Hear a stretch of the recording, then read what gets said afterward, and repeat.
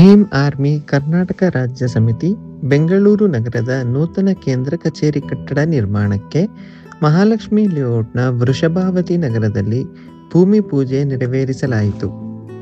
ರಾಜ್ಯ ಮುಖಂಡರಾದ ರಾಜಗೋಪಾಲ್ ಡಿಎಸ್ ಅವರ ಮಾರ್ಗದರ್ಶನದಲ್ಲಿ ನಾಮಫಲಕ ಅಳವಡಿಸಿ ಬುದ್ಧನ ಮೂರ್ತಿಗೆ ಪೂಜೆ ಸಲ್ಲಿಸಿ ಸಂಘದ ಪದಾಧಿಕಾರಿಗಳು ಶ್ರದ್ಧಾಭಕ್ತಿಯಿಂದ ಕಾರ್ಯಕ್ರಮದಲ್ಲಿ ಭಾಗವಹಿಸಿ ಕಟ್ಟಡ ನಿರ್ಮಾಣಕ್ಕೆ ಶುಭ ಹಾರೈಸಿದರು. ಭೀಮ್ ಆರ್ಮಿ ಬೆಂಗಳೂರು ನಗರ ಅಧ್ಯಕ್ಷರಾದ ಪ್ರದೀಪ್ ಸಾಮ್ರಾಟ್ ಅವರ ನೇತೃತ್ವದಲ್ಲಿ ನಡೆದ ಕಾರ್ಯಕ್ರಮದಲ್ಲಿ ಕಾರ್ಯದರ್ಶಿ ಆನಂದ್ ಕುಮಾರ್, ಮಹಾಲಕ್ಷ್ಮೀಪುರಂ ಅಧ್ಯಕ್ಷ ಪ್ರತಾಪ್, ಕಾನೂನು ಸಲಹೆಗಾರ ಅಶೋಕ್ ಹೆಚ್ಚಿ ಸೇರಿದಂತೆ ಹಲವು ಮುಖಂಡರು ಹಾಗೂ ಬೆಂಗಳೂರು ಕಾನೂನು ವಿದ್ಯಾಲಯದ ಉಪಾಧ್ಯಕ್ಷರು ಮತ್ತು ವಿದ್ಯಾರ್ಥಿಗಳು ಭಾಗವಹಿಸಿದ್ದರು. ಸರ್, ಇವತ್ತು ಭೀಮ್ ಆರ್ಮಿ ಭಾರತ್ ಏಕ್ತಾ ಮಿಷನ್ ಬೆಂಗಳೂರು ನಗರ ಸಮಿತಿಯ ಒಂದು ಗುದ್ದಲಿ ಪೂಜಾ ಕಾರ್ಯಕ್ರಮ ನೆರವೇರಿಸಿದ್ದೀವಿ. ಅದ್ರ ಜೊತೆಯಲ್ಲಿ ಶಾಂತಯುತವಾಗಿ ಕಾರ್ಯಕ್ರಮ ಆಗಬೇಕು ಅಂದ್ಬಿಟ್ಟು ಒಬ್ಬರು ಬಂತೇಜಿ, ಒಬ್ಬರು ಧಮ್ಮಾಚಾರಿಗಳು ಬೌದ್ಧ ಧಮ್ಮದ ಉಪದೇಶಗಳ ಮುಖಾಂತರ ಈ ಒಂದು ಕಾರ್ಯಕ್ರಮ ಶಾಂತಿಯುತವಾಗಿ ಆಗಬೇಕು ಅಂದ್ಬಿಟ್ಟು ನಮ್ಮ ಹಲವಾರು ಬೆಂಗಳೂರಿನಲ್ಲಿರ್ತಕ್ಕಂಥ ಎಲ್ಲ ವಿಭಾಗದಂಥ ಕಾರ್ಯಕರ್ತರುಗಳು, ನಮ್ಮ ರಾಜ್ಯಾಧ್ಯಕ್ಷರುಗಳು, ಹಾಗೆ ನಮ್ಮ ಬೆಂಗಳೂರು ಪ್ರೆಸಿಡೆಂಟ್ಗಳು ಎಲ್ಲರೂ ಕೂಡ ಭಾಗವಹಿಸಿ ಇದೊಂದು ಕಾರ್ಯಕ್ರಮನ ಯಶಸ್ವಿಗೊಳಿಸಿದ್ದೀವಿ. ಸರ್, ಉದ್ದೇಶ ಅಂದರೆ ಈಗ ನಮ್ಮ ಭೀಮ್ ಆರ್ಮಿ ಭಾರತ್ ಏಕ್ತಾ ಮಿಷನ್ ಸಂಘಟನೆಯು ರಾಷ್ಟ್ರಾದ್ಯಂತ ಹರಡ್ಕೊಂಡಿದೆ. ಬೆಂಗಳೂರಿನಲ್ಲಿ ಕೂಡ ನಮಗೆ ಕಾರ್ಯಾಗಾರ ಮಾಡೋಕ್ಕೆ ಮತ್ತು ಸಂಘಟನೆಗಳದ್ದು ರೂಪುರೇಷೆಗಳು ಹಾಕೋಣಕ್ಕೆ, ಹೋರಾಟದ ರೂಪುರೇಷೆಗಳು ಹಾಕೋಣಕ್ಕೆ ಒಂದು ನಮಗೆ ಜಾಗದ ಅವಶ್ಯಕತೆ ತುಂಬ ಇತ್ತು. ಹಾಗಾಗಿ ನಾವು ಈ ಜಾಗನ ಒಂದು ಭೋಗ್ಯದ ರೀತಿಯಲ್ಲಿ ಪಡ್ಕೊಂಡು ಒಂದು ಗುದ್ದಲಿ ಪೂಜಾ ಕಾರ್ಯಕ್ರಮವನ್ನು ನೆರವೇರಿಸಿ ಮುಂದಿನ ದಿನಗಳಲ್ಲಿ ನಮ್ಮ ಸಂಘಟನೆಯನ್ನು ಬಲಪಡಿಸಬೇಕು. ಯಾವ ರೀತಿ ಅಂದರೆ ಇವತ್ತು ಯುವಶಕ್ತಿ ದೇಶನೇ ಕೂಡ ಬದಲಾಯಿಸ್ತಾ ಇದೆ, ಆ ಉದಾಹರಣೆಗಳು ಕೂಡ ನೋಡ್ತಾ ಇದ್ದೀವಿ. ಹಾಗಾಗಿ ನಮ್ಮ ಸಂಘಟನೆ ಕೂಡ ಒಂದು ಯುವಶಕ್ತಿ ಮುಖಾಂತರನೇ ಒಂದು ದೊಡ್ಡದೊಂದು ಕ್ರಾಂತಿ ಕೂಡ ಪ್ರಾರಂಭ ಮಾಡಬೇಕು ಅಂದ್ಬಿಟ್ಟು ಒಂದು ಕಾರ್ಯಾಗಾರಗಳು ಆಗಬೇಕಂತ ಈ ಒಂದು ಕಾರ್ಯಕ್ರಮನ ಇವತ್ತು ವಿಶ್ವದ ಶಾಂತಿಯ ಸಂಕೇತ ಬುದ್ಧರ ಪ್ರತಿಮೆಯನ್ನು ಇಟ್ಟು ಅವರಿಗೆ ಪುಷ್ಪನಮನ ಮಾಡೋದ್ರ ಮುಖಾಂತರ ಶಾಂತಿಯುತವಾಗಿ ಇದೊಂದು ಕಾರ್ಯಕ್ರಮವನ್ನು ನೆರವೇರಿಸಿದ್ವಿ. ಸರ್, ನಮ್ಮ ಸಂಘಟನೆ ಬಂದ್ಬಿಟ್ಟು ಭೀಮ್ ಆರ್ಮಿ ಭಾರತ್ ಏಕ್ತಾ ಮಿಷನ್ ಸಂಘಟನೆ, ರಾಷ್ಟ್ರಾದ್ಯಂತ ಸಂಘಟನೆ. ಈ ಸಂಘಟನೆ ಉದ್ದೇಶ ಒಂದು ದಲಿತ ಸಂಘಟನೆ ಅಲ್ಲ, ಒಂದು ಕಮ್ಯುನಿಟಿ ಪರವಾಗಿರ್ತಕ್ಕಂಥ ಸಂಘಟನೆ ಅಲ್ಲ. ನಮ್ಮ ಸಂಘಟನೆ ಬಹುಜನ ಹಿತಾಯ ಬಹುಜನ ಸುಖಾಯ.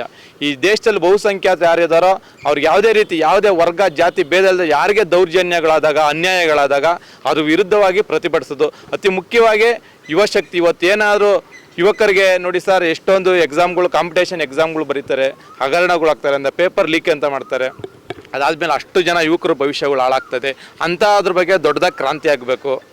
ಮತ್ತು ಆರೋಗ್ಯದ ಬಗ್ಗೆ ಅವೇರ್ನೆಸ್ಗಳಾಗಬೇಕು, ಜಾಗೃತಿಗಳು ಮೂಡಿಸ್ಬೇಕು. ಇದು ನಮ್ಮ ಸಂಘದ ಗುರಿ ಉದ್ದೇಶಗಳಾಗಿರ್ತವೆ ಸರ್.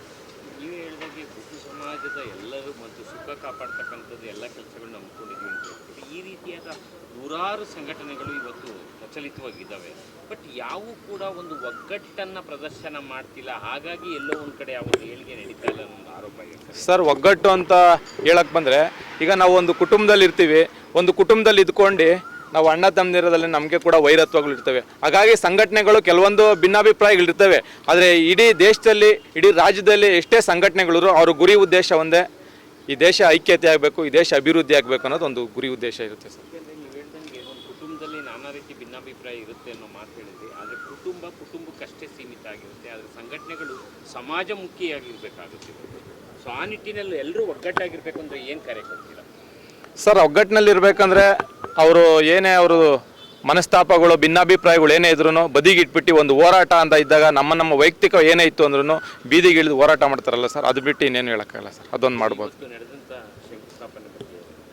ಶಂಕುಸ್ಥಾಪನೆ ಬಗ್ಗೆ ಹೇಳಿದಲ್ಲ ಸರ್, ಬುದ್ಧನ ಪ್ರತಿಮೆ ಇಟ್ಬಿಟ್ಟು ಶಾಂತಿಯುತವಾಗಿ ಒಂದು ಕಾರ್ಯಕ್ರಮ ಶಂಕುಸ್ಥಾಪನೆ ಮಾಡಿದ್ದೀವಿ. ಇನ್ನು ಮುಂದಿನ ದಿನಗಳಲ್ಲೂ ಕೂಡ ಸಂಘಟನೆ ಬಲಪಡಿಸಬೇಕು, ಯುವ ಕ್ರಾಂತಿ ಪ್ರಾರಂಭ ಆಗುತ್ತೆ ಅಂತ ಹೇಳ್ತೀನಿ ಸರ್.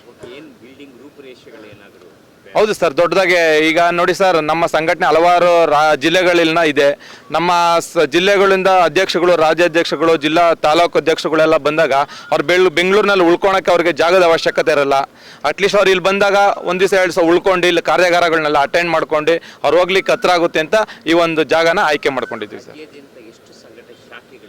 ಸರ್, ರಾಜ್ಯಾದ್ಯಂತ ಒಂದು 31 ಜಿಲ್ಲೆ ಇದ್ರು 31 ಜಿಲ್ಲೆಗಳಲ್ಲೂ ಕೂಡ ನಮ್ಮ ಶಾಖೆ ಇದೆ ಸರ್.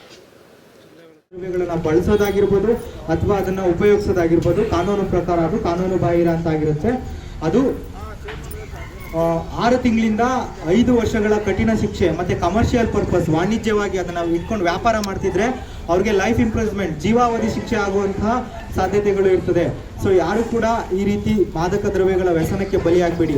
ಯಾವುದೇ ಒಂದು ಡ್ರಗ್ನ ಅಥವಾ ಡ್ರಗ್ನ ಸಬ್ಸ್ಟೆನ್ಸ್ನ ಯಾರು ಕನ್ಸ್ಯೂಮ್ ಮಾಡ್ತಿದ್ದಾರೋ ಅವ್ರಿಗೆ ಮಾತ್ರ ಅದು ಎಫೆಕ್ಟ್ ಆಗಲ್ಲ.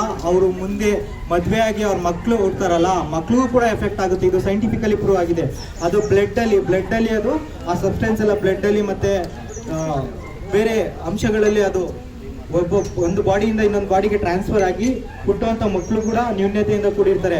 ಸೊ ಅದಕ್ಕೆ ಹೇಳ್ತಾ ಇದ್ದೀವಿ, ದಯವಿಟ್ಟು ಯಾರು ಕೂಡ ಮಾದಕ ದ್ರವ್ಯಗಳನ್ನು ಬಳಸಬೇಡಿ.